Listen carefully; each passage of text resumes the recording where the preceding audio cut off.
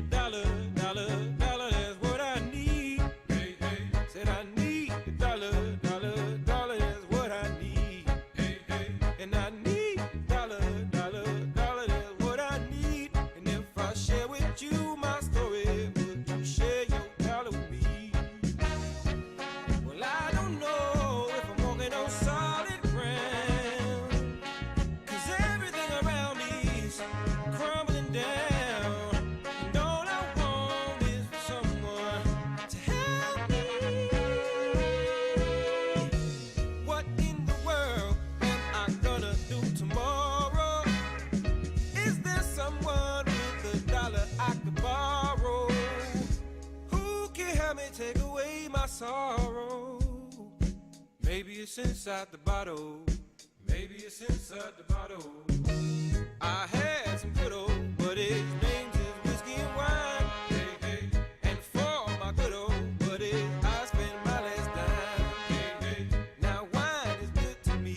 You help me pass the time. And my good old buddy whiskey keep me warmer than sunshine. Hey, hey.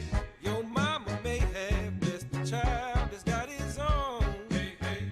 If God has plans for me, I hope it ain't written in stone. Hey, hey. Because I've been working myself down to the bone. And I swear on Graham.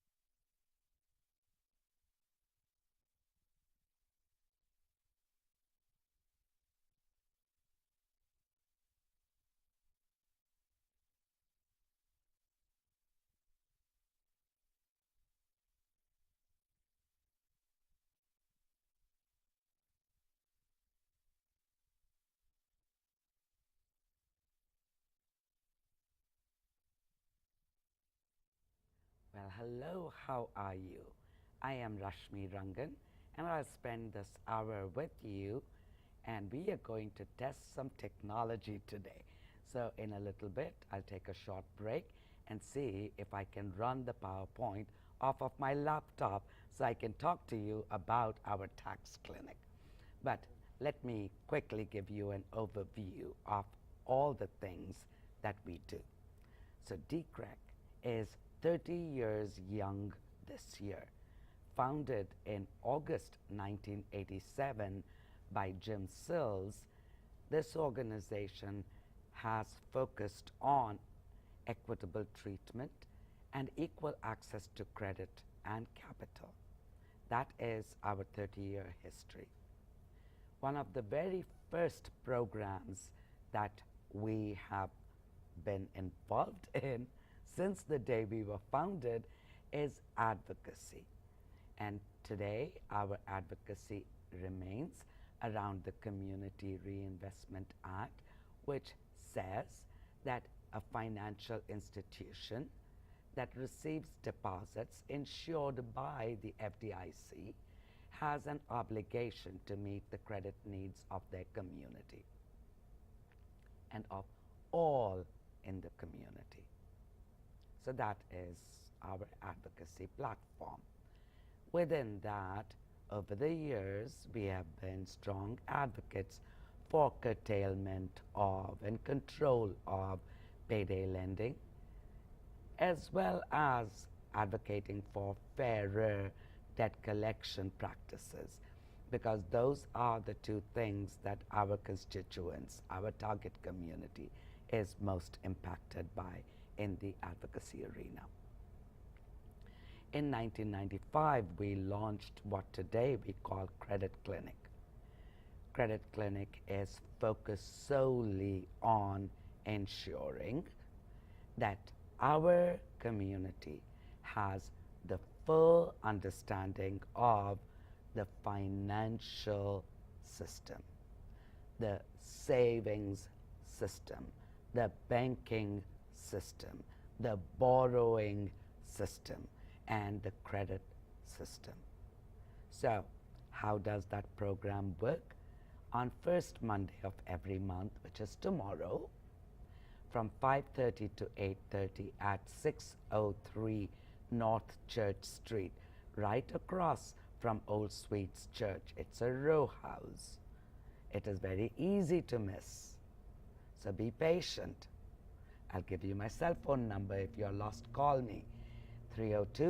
302-824-5219. So first Monday, 5:30 to 8:30, and no registration required. We will talk about savings. We will talk about budgets, and that will be the focus in the first hour. In the second hour, we'll be focused totally on credit. And in the final hour, we'll be talking about, with good savings, good credit, how you become a smart borrower. So the program is called Borrow Smart. Once you've done these 3 hours in class, you're then going to get online registration to conduct at your own pace additional deeper study in these 3 areas. During that time, gather all the relevant financial information and set up a meeting with Joe Gross, our Credit Clinic Director. He will then sit down with you and work with you around areas that you need some guidance on. So it could be creating a cash flow for the whole year. It could be setting up how to reboost your credit. It could be around saving. It could be that you're thinking of buying a car, how to plan for it, anything financial. So that is the focus of Credit Clinic. Then our housing clinic has been in existence since 2000. But in our very early years, our housing clinic's focus was education on fair housing. What is fair housing? Fair housing is the law of this land. It doesn't matter what my accent is. It doesn't matter where I am from. I should not be treated any differently than anyone else in my quest for a roof over my head. So it could be rental housing, it could be purchase. In both categories, I shall not be discriminated. That means I shall be treated no different than anyone else. So that's fair housing. We no longer do fair housing education and outreach other than in this context.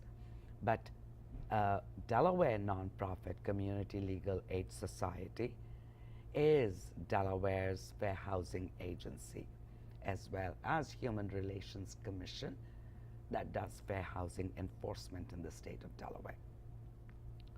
So if you have a fair housing issue and you contact us, we will refer you to either Classy or Human Relations Commission. In our housing clinic today, graduates from our credit clinic who are seeking to become homeowners work with our housing director, Lillian Harrison, to learn about how to become a smart homeowner. In addition, foreclosure prevention. Now, this is an area we had absolutely no need or desire to get into.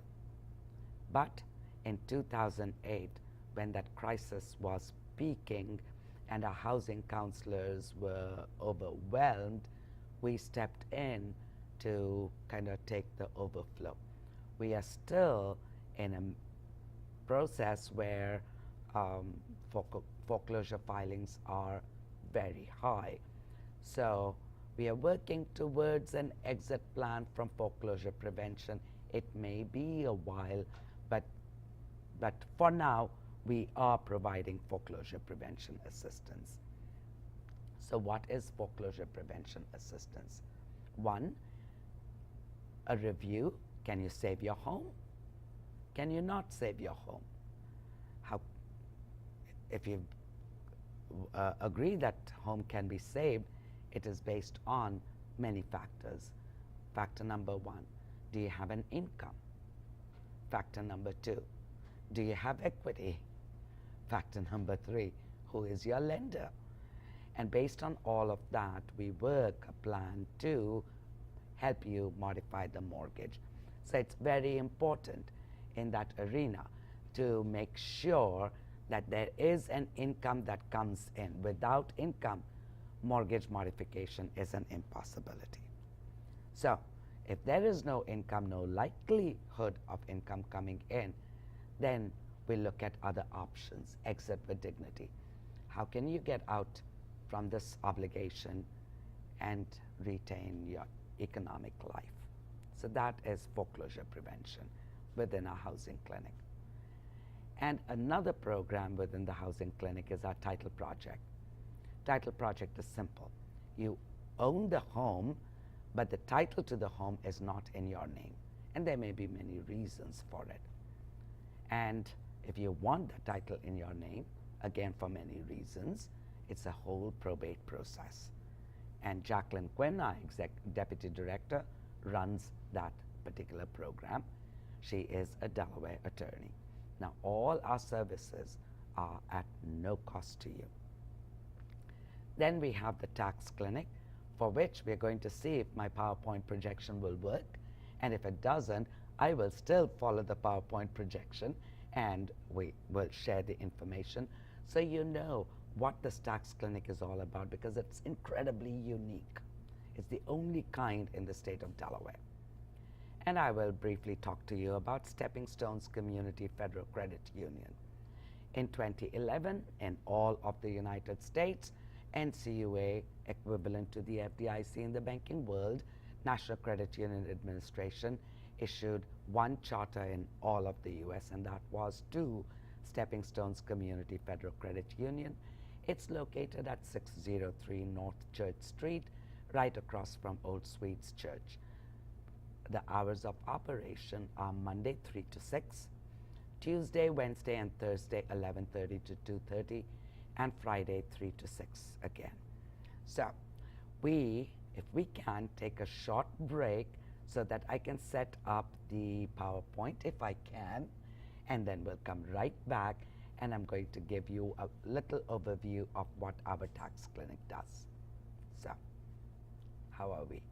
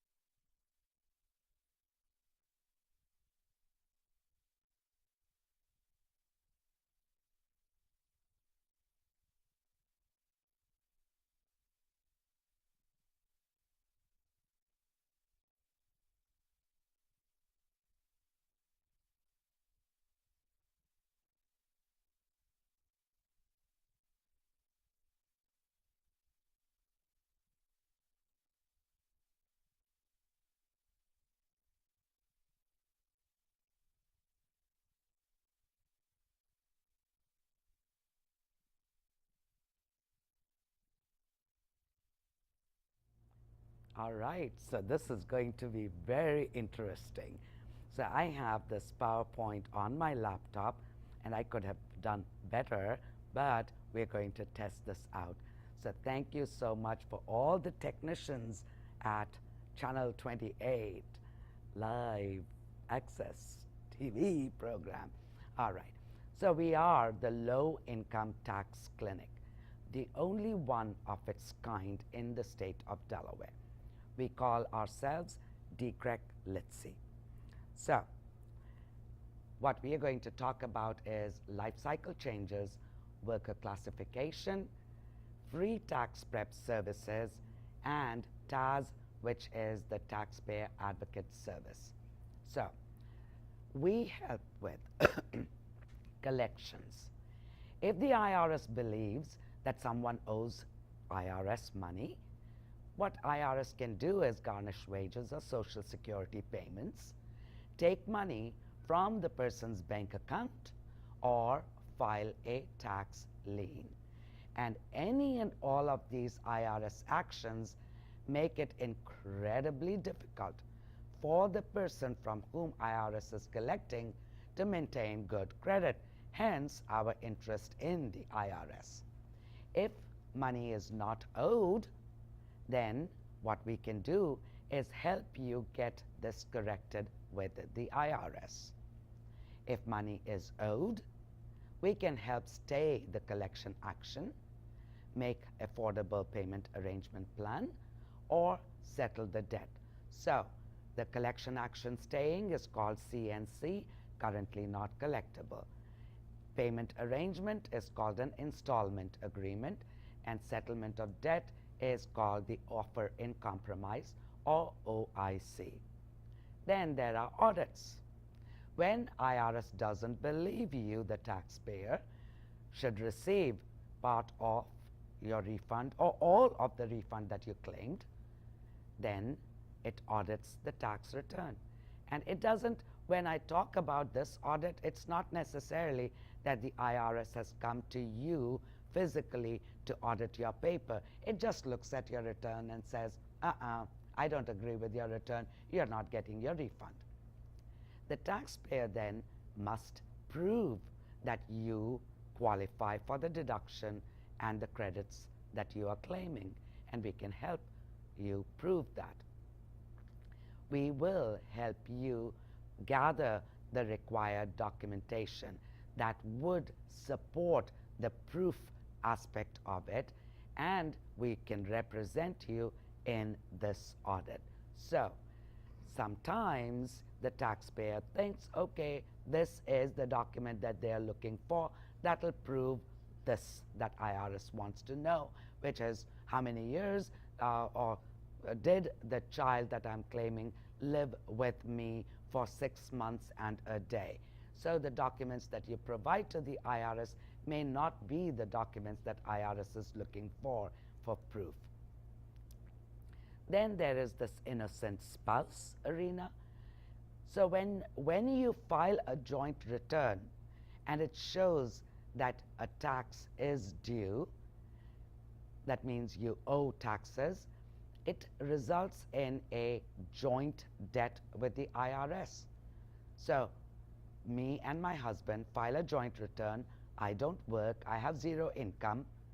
We file that joint return, and on that return we owe IRS $1,000. Even though I don't earn an income, that $1,000 becomes my debt to IRS as well.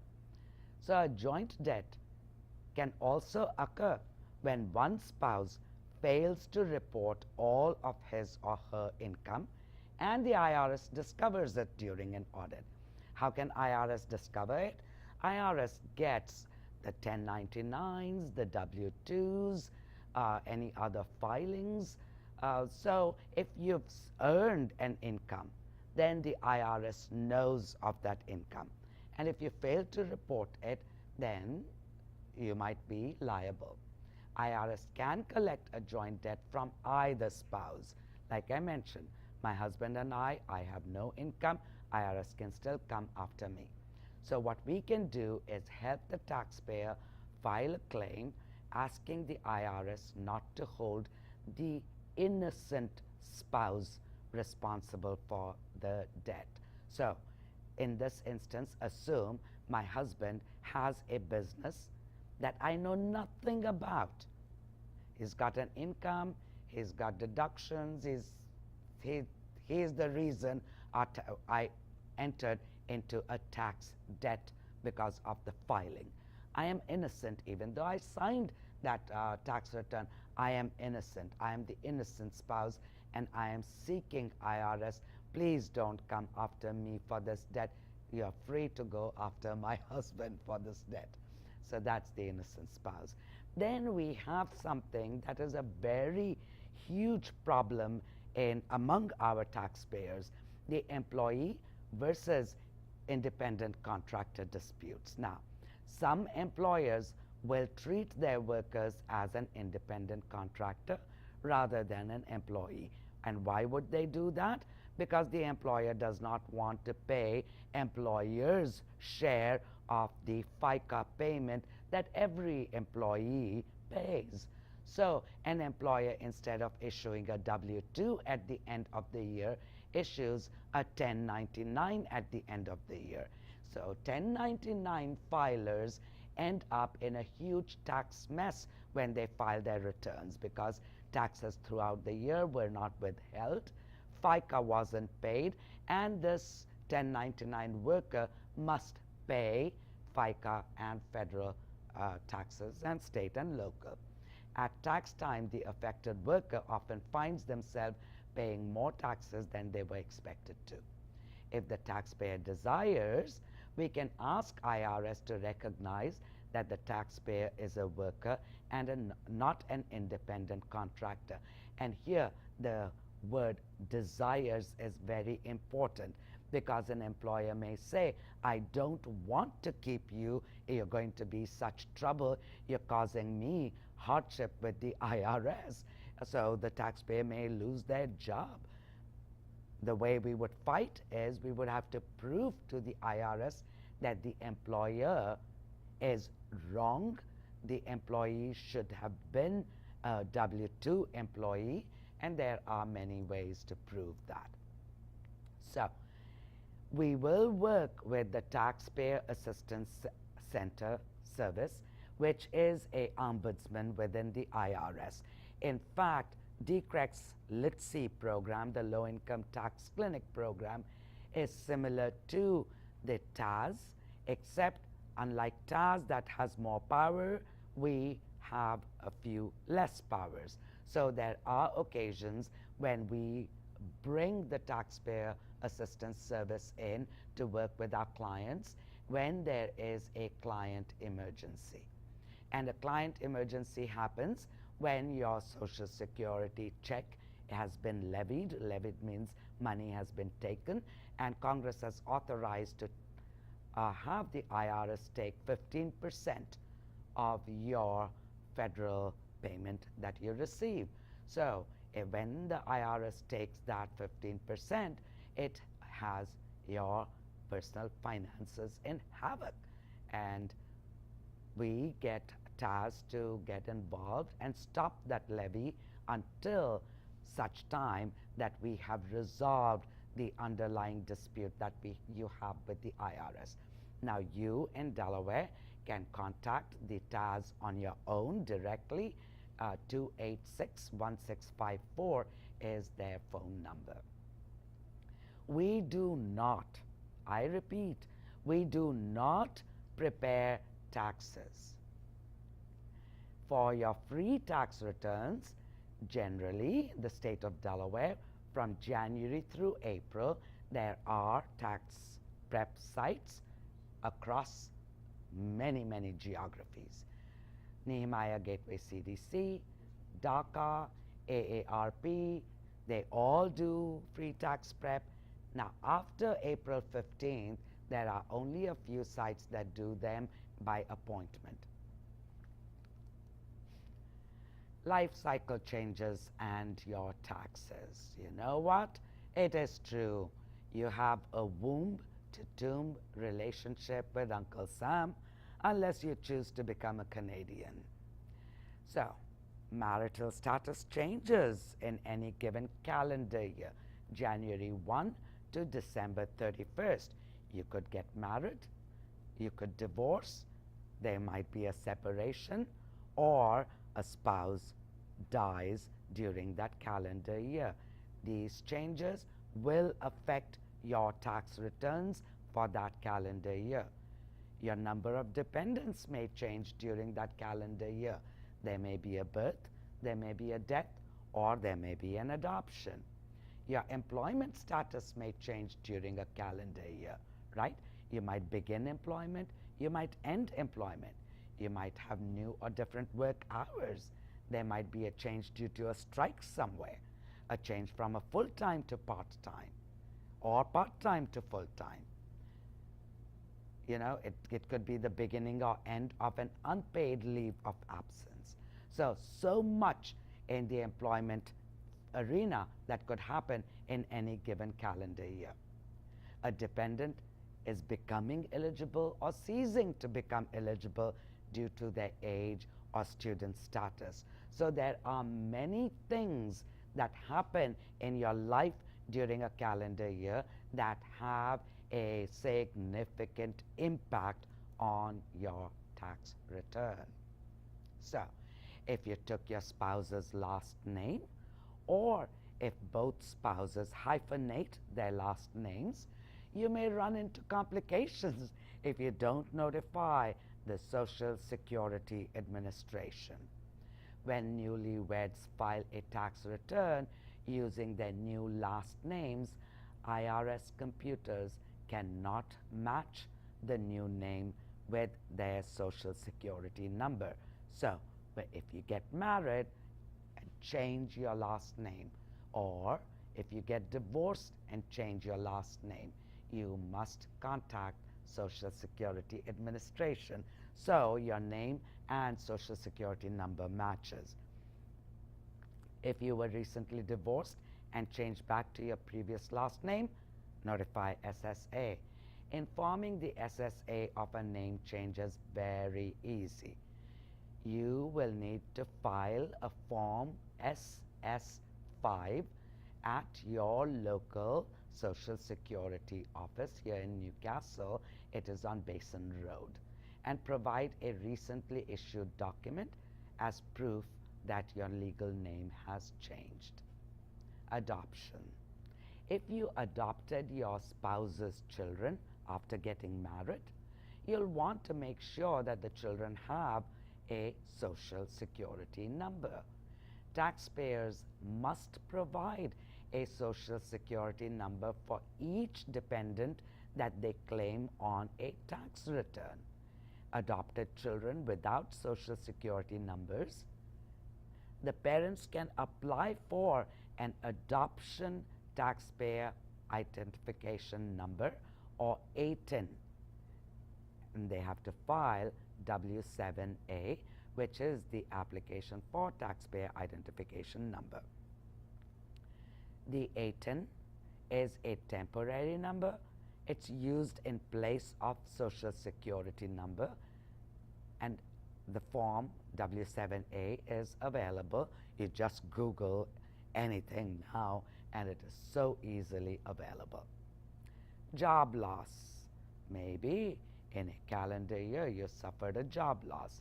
Now severance pay and unemployment compensation are taxable.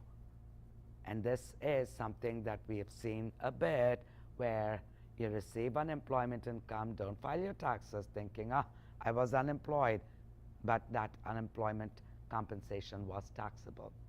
Payments for any accumulated vacation or sick time is also taxable. You should ensure that during the calendar year, enough taxes are withheld from these payments, or at least make estimated payments, because otherwise you're going to be hit year end with a big tax bill that you may or may not be able to pay. And if you aren't able to pay, and even if you schedule an installment agreement with the IRS, it is a very high interest rate that you pay Uncle Sam.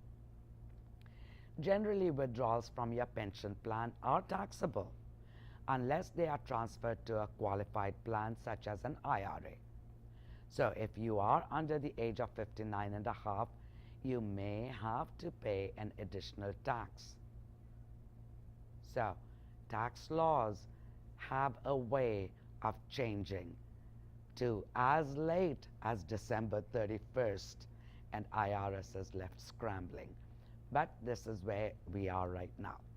Certain expenses incurred while you're looking for a new job could be deductible. Examples of deductible expenses are employment and outplacement agency fees, if you pay somebody to prepare your resume, travel expenses that are related to job search and interviews.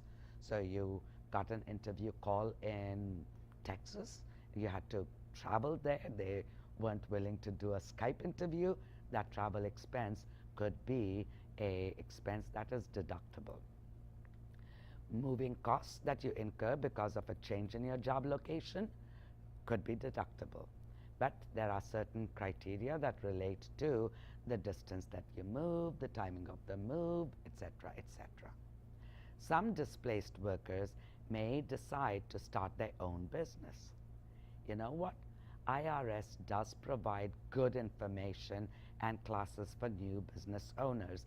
IRS.gov is a very good website, and it's a good idea to do some research. There are some other websites. SBA, its focus is on small businesses, has an awesome website.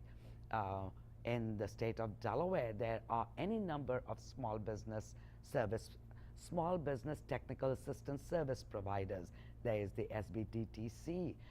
There are some other organizations like First State Community Loan Fund that can assist you with loan applications and borrowing for your small business.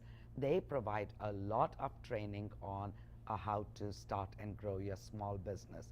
It's incredibly important that you know the implications of starting your business. It's incredibly important to decide up front exactly how you're going to form the entity, whether it will be a solo, whether it will be a partnership, whether it will be a corporation.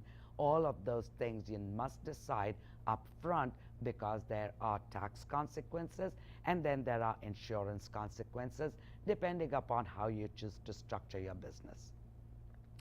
Is unemployment compensation taxable? Yes. Your state unemployment insurance benefits up to 26 weeks, and your extended benefits up to an additional 13 weeks, I think that extended benefit has gone away long ago, are taxable. You may choose to have 10% of that from it withheld for federal taxes, and if you do, you complete Form W4V. State will provide you with a Form 1099G, and this will happen before January 31st of each year, and it will show the amount of taxable benefits that were paid to you in the prior year. This is how Uncle Sam knows that you received unemployment income, right? So if you're receiving unemployment, it's a good idea to fill out that W4B form, so that with each payment that you receive, a portion is withheld for you, so you don't get hit with a huge tax bill at the end of the year, or, well, April 15th when you do your tax returns. Is severance pay taxable? Yes, severance pay is taxable in the year that you receive it. Your employer will include this amount in your W-2, and your employer will withhold appropriate federal and state taxes. What about the accumulated leave or vacation pay, sick pay? Yep, annual vacation sick pay are calculated as wages by your employer, and they will be included in your W-2 tax, W-2 that you receive every year from your employer. What about gifts of cash and property from family or friends? Generally, the person who receives the gift is not liable for any taxes on the gift. If the gift produces income like interest, dividends, or rent payments, the receiver would be responsible for taxes on that produced income. So, I'll give you an example of the first. Suppose I gave my daughter a gift of 15,000 this year, that's the maximum for 2017. I will pay taxes on that 15,000 because that was my income. But my daughter will not have to pay taxes on the 15,000 that she received as a gift from me. Now, if I gave her, which I won't, a gift of a condo, which is a rental property, and she receives the rental income from it, she will pay taxes on the rental income that she receives. Each year, there is a specific maximum amount that may be given that will not create a taxable event to either the giver or the receiver of the gift. Gifts that are in excess of this maximum, like I told you, 15,000 for this year, may be subject to gift taxes by the donor, the one that gives the gift. If I am eligible for public assistance or food stamps, is that taxable? No. When will I get my final Form W-2 from my employer? Your employer must provide your Form W-2 by January 31st after the close of the calendar year. There are instances where an employer has not provided that W-2 form for some reason or the other.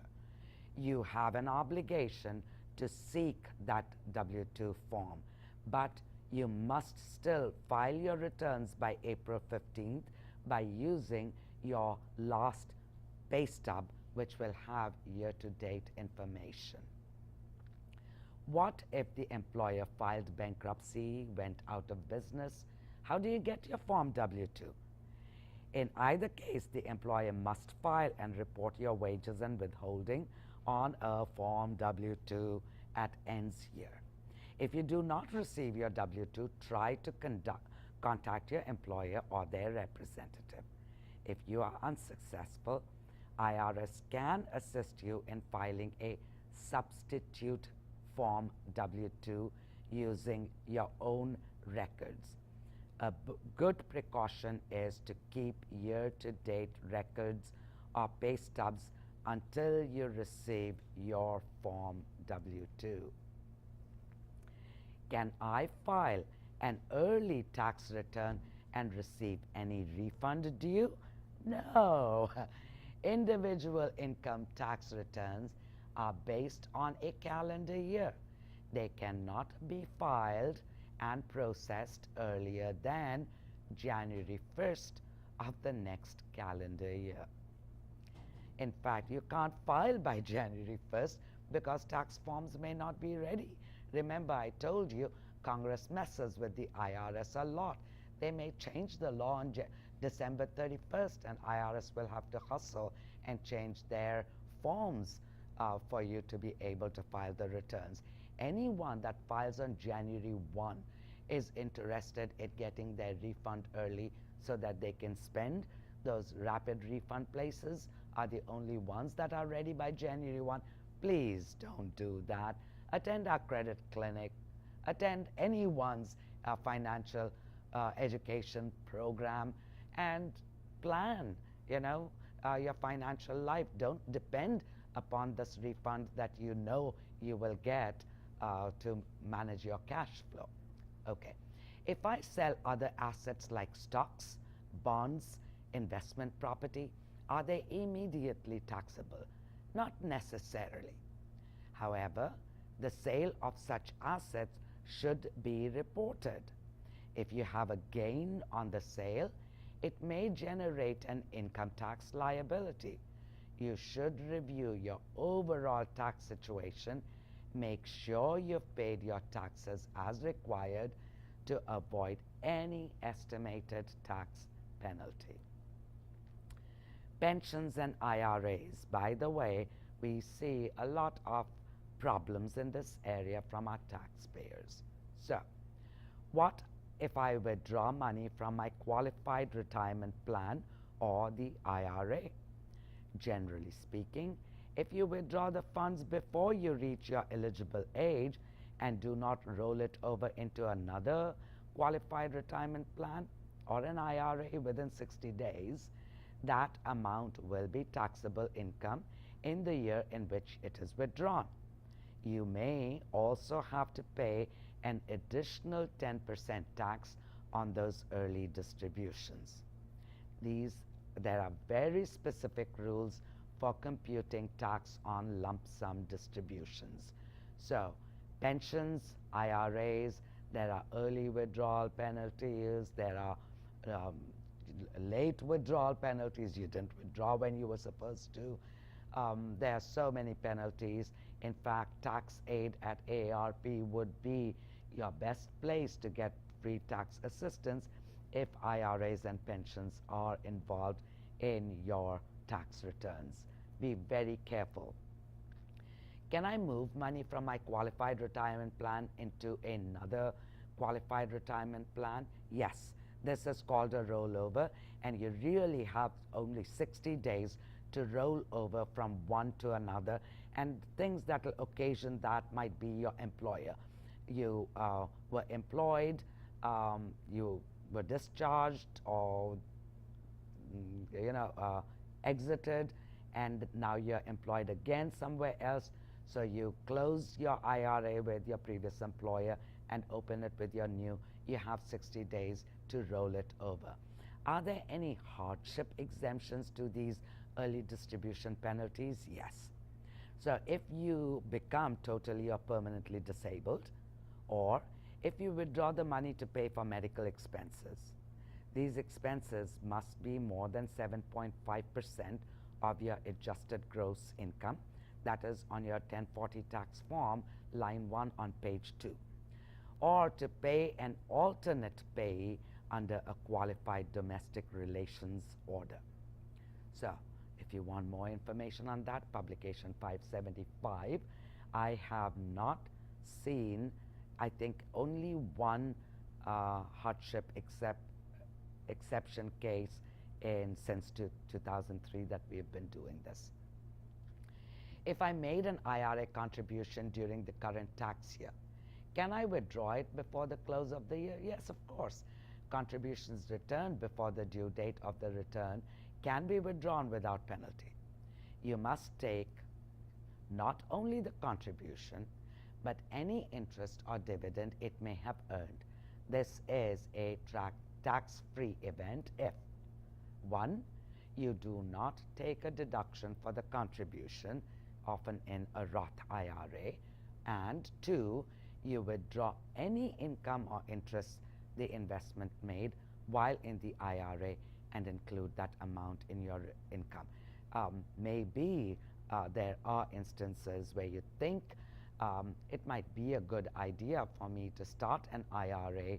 You start the IRA, but then life happens, and within that year, you say, you know what, this is too much, I can't afford for the next 10, 20 years to do this, so let me close it out.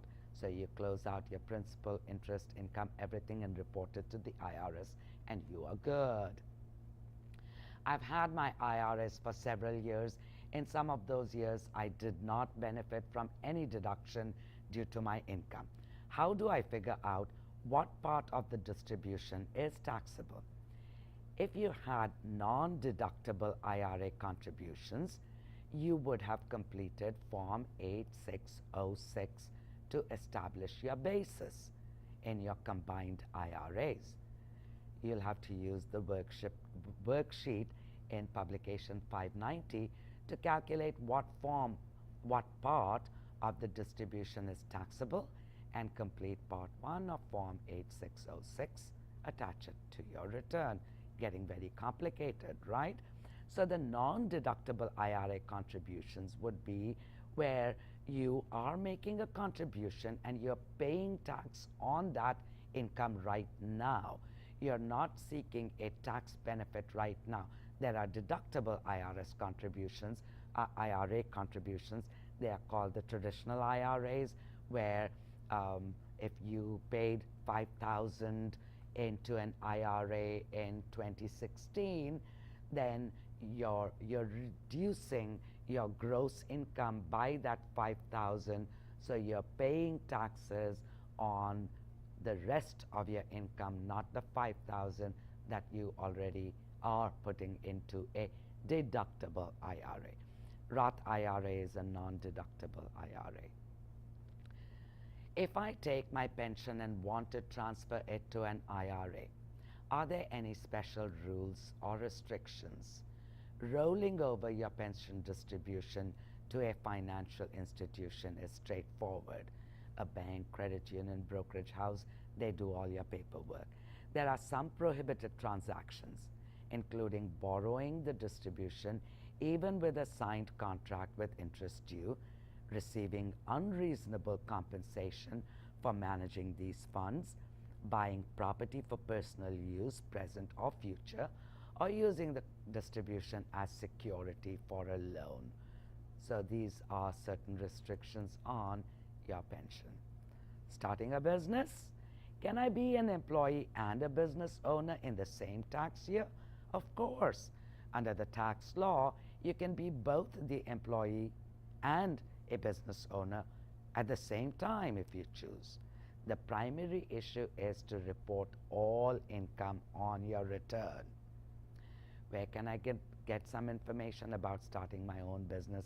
There are so many sources, and IRS is a very good place to start.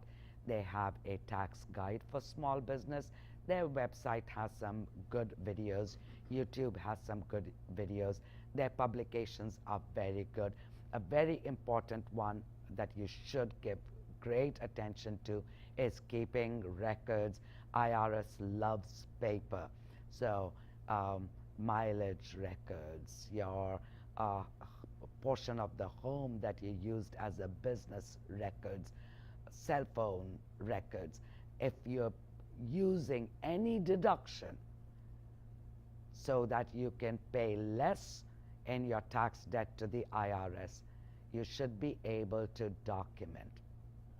Small businesses also have tremendous tax responsibilities. Remember that you are an employer and an employee, right?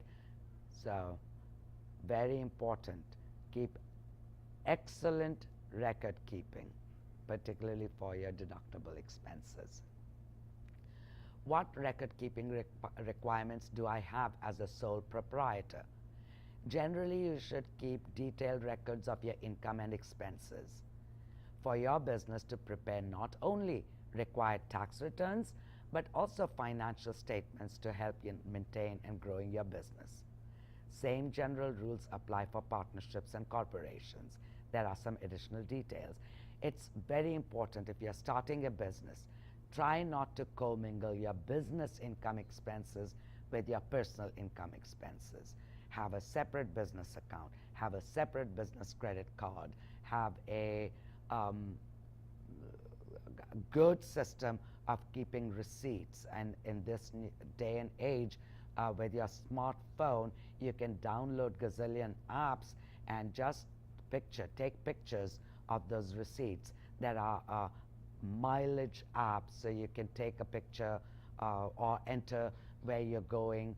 So at the end of the year, should you be audited, when you're starting a business, chances are greater that you will be audited, and you should always be working as if IRS will come and audit you, and you should be able to document, prove to the IRS, yes, you earned this income, yes, you had these expenses.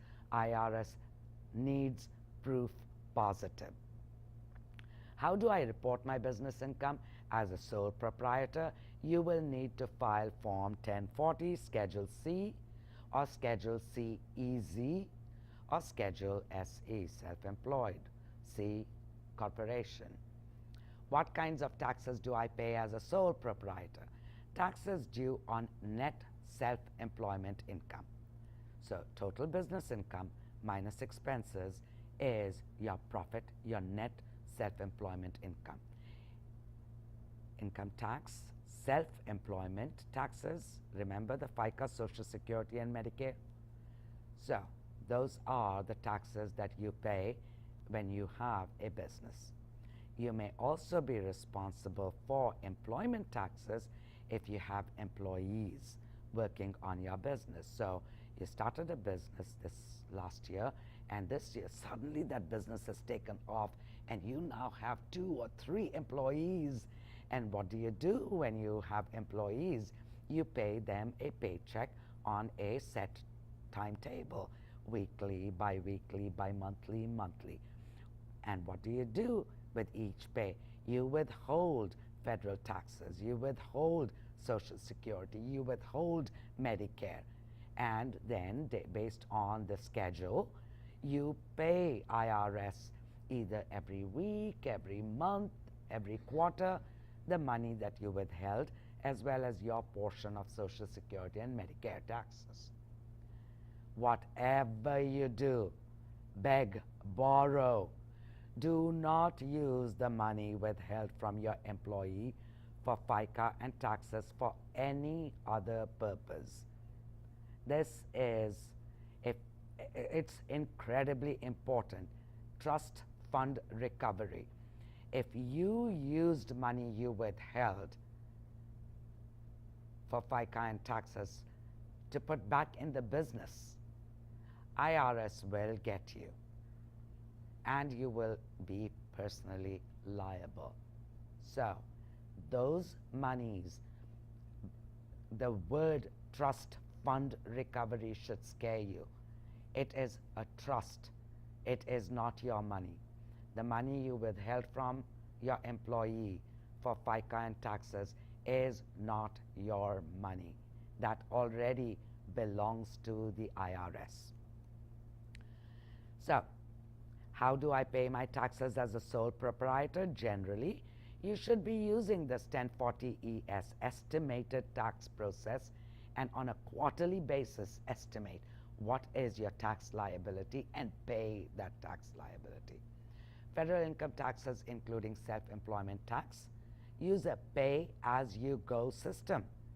You generally must make estimated tax payments if you expect to owe taxes of $1,000 or more when you file your return. Employment taxes are paid using Forms 941. So the employer's quarterly federal tax return, and Form 940, which is the annual federal unemployment tax return. So as DCREC, the employer, we file Form 941 every quarter. That is just a notice filing. But we pay taxes every pay period is when we pay the trust fund, federal taxes that we withheld, FICA that we withheld, and DCREC's portion of FICA. Can I claim the earned income credit on my net self-employment income? Yes.